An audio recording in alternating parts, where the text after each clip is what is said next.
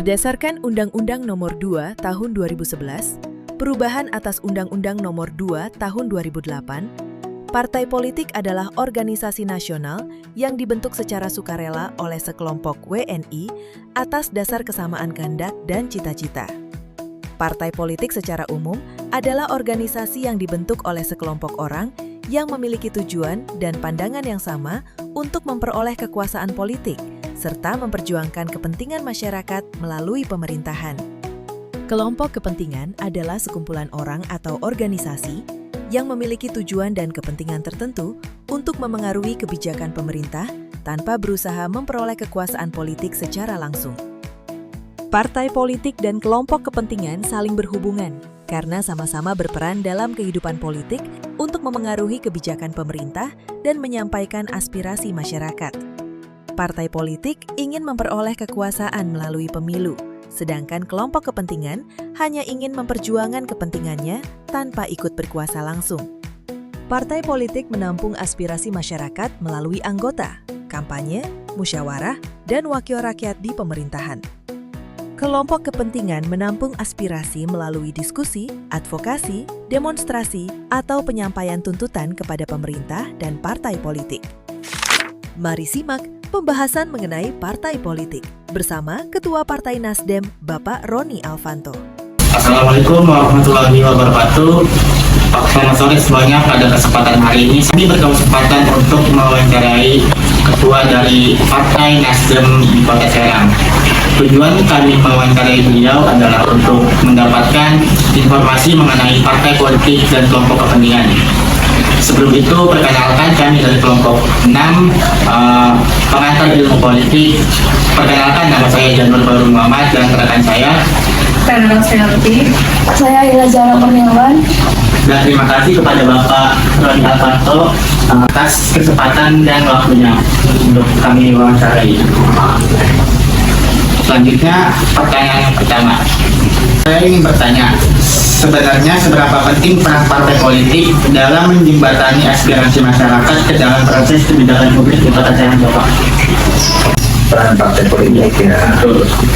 Partai politik ini adalah institusi yang memang ada di undang. Kehadiran partai politik itu bisa menjadi alat untuk mempengaruhi, untuk sarana untuk memperjuangkan aspirasi masyarakat dan mempengaruhi kebijakan pemerintah.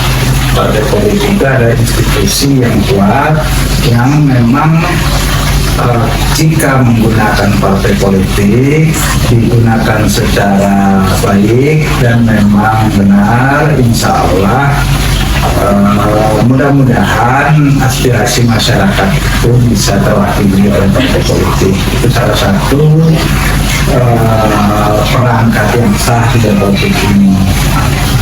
Bagaimana kami memperjuangkan aspirasi masyarakat? Tentunya banyak cara. Partai politik itu punya pengurus di daerah sampai dengan kelurahan. Partai politik juga di pemerintahan punya fraksi. Fraksi itu alhamdulillah kalau Partai Nasdem, partai nomor 2 terbesar di Kota Serang, ya kita punya 6 kursi di DPRD. Nah, itu menjadikan alat perjuangan yang kami gunakan untuk mempengaruhi kebijakan pemerintah Kota Serang berdasarkan aspirasi masyarakat. Lalu Pak, selama ini kelompok masyarakat seperti apa yang paling sering menyampaikan aspirasi pada partai? Apakah lebih banyak dari warga biasa, organisasi masyarakat, pemuda, atau kelompok kepentingan tertentu, Pak? Kalau yang sering menyampaikan aspirasi ke kami, semua yang disebutkan tadi itu ada. Ya, dari masyarakat biasa, dari kelompok masyarakat, dari organisasi. Nah, kemarin ini yang paling sering karena ada kebijakan tentang Pasar Rawu, kita menerima kelompok pedagang di Pasar Rawu. Ya, bukan hanya pedagang, mahasiswa juga kadang-kadang kalau sering demo di luar ingin menyampaikan aspirasinya dengan dialog. Hampir semua elemen masyarakat menyampaikan aspirasinya biasanya itu lewat fraksi di DPRD. Nah kalau pribadi-pribadi misalnya datang ke rumah atau ke rumah dewan menyampaikan keluhan itu juga kita tanggapi. Dilihat dari aspirasi-aspirasi yang masuk, isu apa aja yang paling sering disampaikan masyarakat di Kota Serang ini, Pak? Di Kota Serang ini ketika musim hujan itu yang sering masuk ke kita itu infrastruktur, masalah banjir, drainase yang belum tersambung, pendangkalan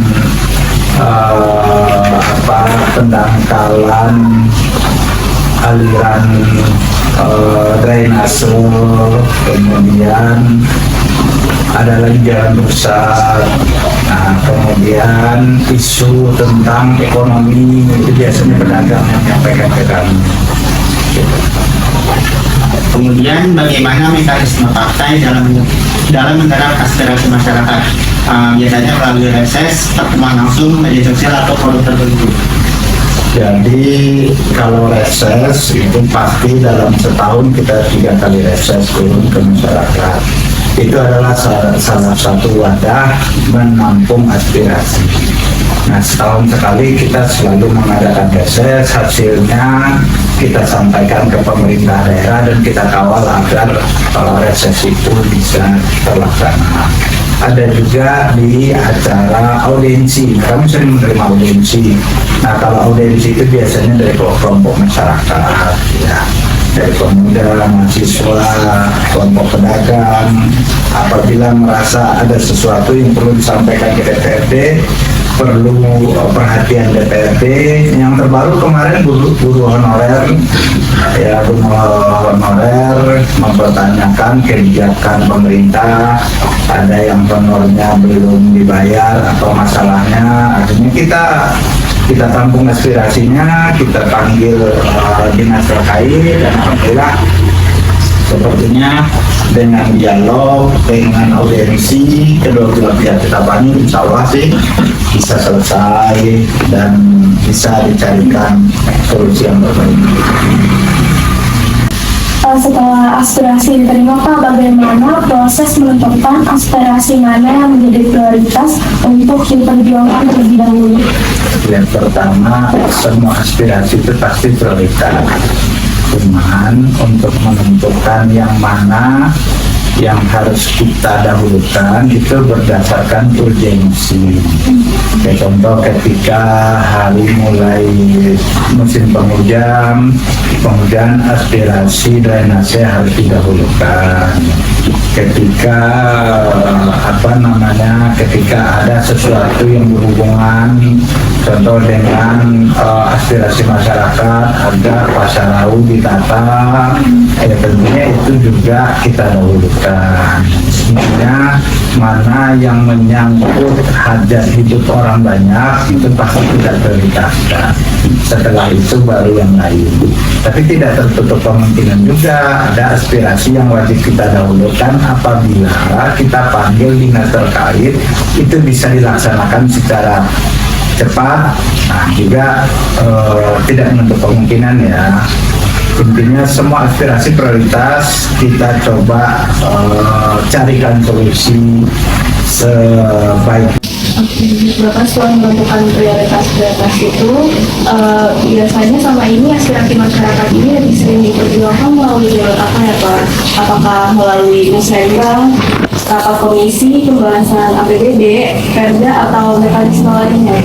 Pertama reses dulu, urutannya reses. Setelah hasil reses itu kami punya namanya pokok pikiran aspirasi ya, pokok pikiran ini kita perjuangkan agar masuk di musrembang. Semuanya juga dari musrembang kita kawal lagi sampai di APBD. Jadi semuanya itu memang harus tertata, bertahap. Terakhir di APBD salah satu. Ada juga ujungnya di Perda juga ada. Jadi semua fungsi dewan ini fungsi legislasi, pengawasan dan budgeting. Di tiga ini tetap ada aspirasi di sana. 3 jalur itu kita gunakan untuk menyalurkan atau mengawal aspirasi masyarakat. Selanjutnya, apakah ada contoh aspirasi masyarakat yang sebelumnya hanya berupa keluhan atau usulan warga, lalu berhasil diperjuangkan menjadi program atau kebijakan di Kota Serang? Ada diantaranya kan kemarin itu sangat gencar agar pasar Rawa dibongkar, ya sangat gencar.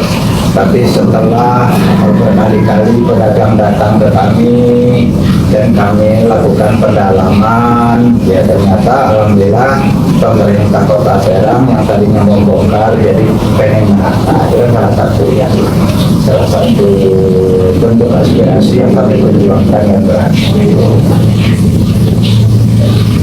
Dalam proses memperjuangkan aspirasi tersebut, apa hambatan terbesar yang biasanya dihadapi partai? Ya, hambatan itu biasanya beda persepsi dengan pemerintah daerah, kan hambatan. Nah, itu bisa diselesaikan dengan cara kita duduk dalam rapat yang resmi, apa itu rapat komisi, di komisi kita undang, atau di rapat kerja, atau di pertemuan Forkopimda. Kalau kebetulan kami kan ada rapat-rapat yang bisa mengundang pemerintah daerah. Atau sambil ngopi juga kadang-kadang kita sering sebelum paripurna dilakukan, biasanya pemerintah daerah hadir di ruang transit. Di ruang transit itu kita bisa ngobrol. Lalu bagaimana cara partai dapat memastikan bahwa aspirasi masyarakat itu tetap diperhatikan dan tidak kalah dengan kepentingan kelompok tertentu? Ya, partai itu punya rapat sebulan itu minimal 1 kali, maksimal sesuai dengan peraturan. Itu ada rapat koordinasi partai dengan fraksi. Itu intensitasnya melihat kebutuhan.